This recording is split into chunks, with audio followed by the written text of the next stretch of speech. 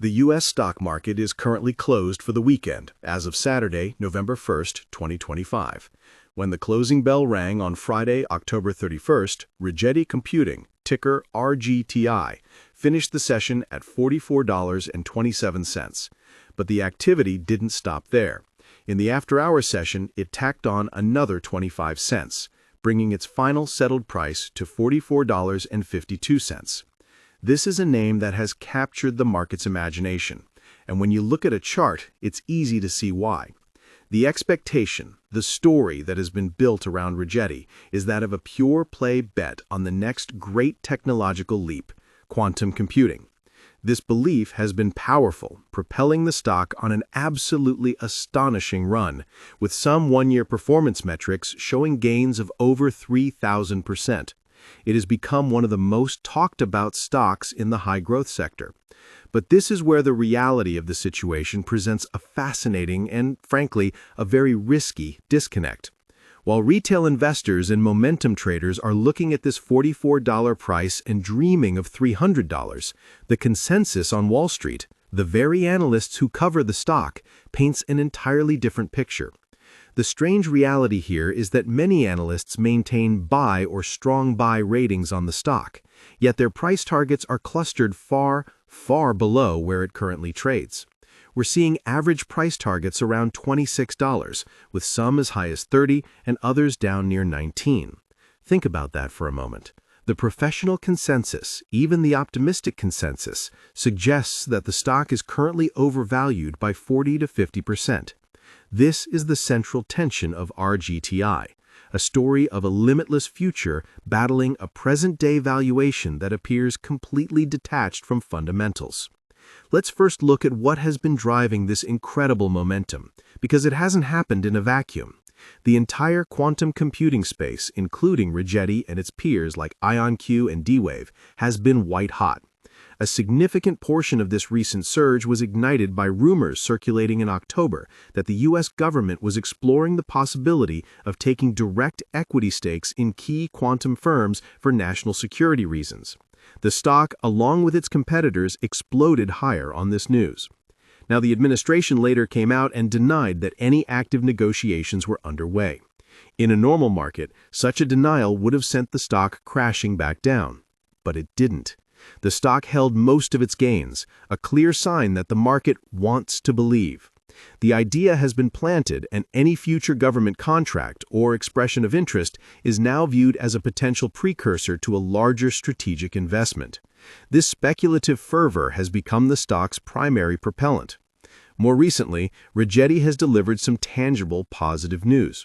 Just this past week, the company announced its support for NVIDIA's new NVQLink platform. This is a significant development. It's an open platform designed to integrate high-performance AI supercomputers directly with quantum systems. This move allies Rigetti with the biggest name in high-performance computing, NVIDIA, and speaks directly to the hybrid quantum classical model that most experts believe is the most viable path forward for the technology. This wasn't just a press release. The company was present at NVIDIA's GTC conference, showcasing their hardware.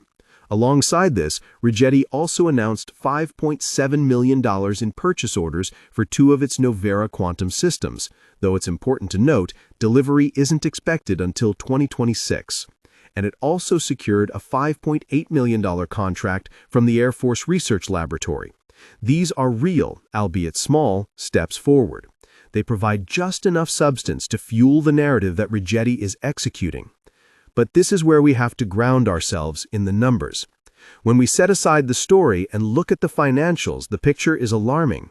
This is a company with a market capitalization north of $14 billion, yet its trailing 12-month revenue is just under $8 million. That is not a typo. The market is valuing Rigetti at nearly 2,000 times its annual sales. To make matters more complex, in its last reported quarter, revenue actually decreased. This is a pre-profit, pre-revenue, high cash burn research and development company. The expectation is that this tiny revenue will one day grow exponentially.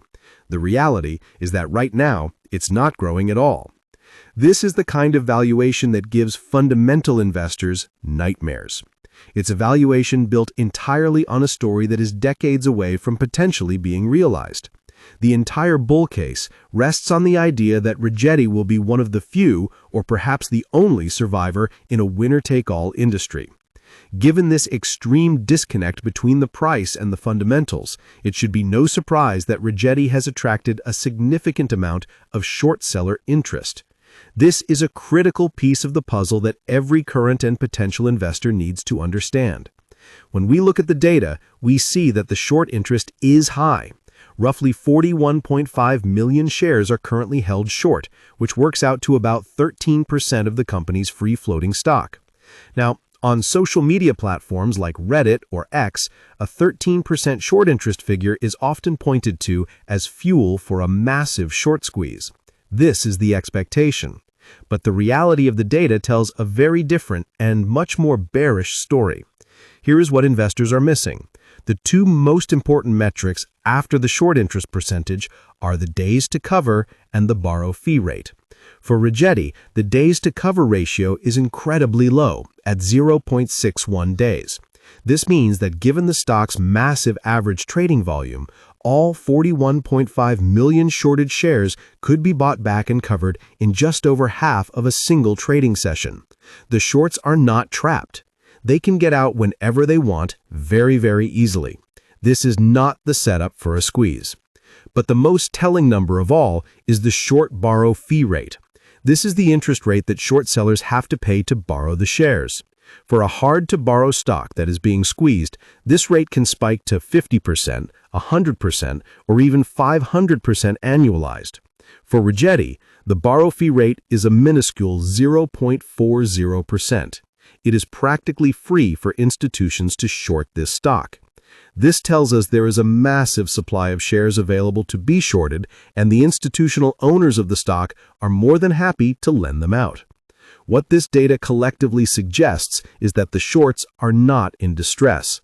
They are in fact comfortably positioned, betting that the $14 billion valuation is unsustainable and that the $26 analyst targets are much closer to reality than the $44 market price.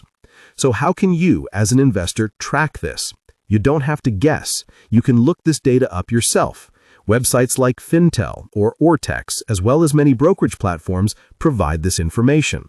Don't just look at the short interest percentage. Look for the cost to borrow or borrow fee rate and the days to cover.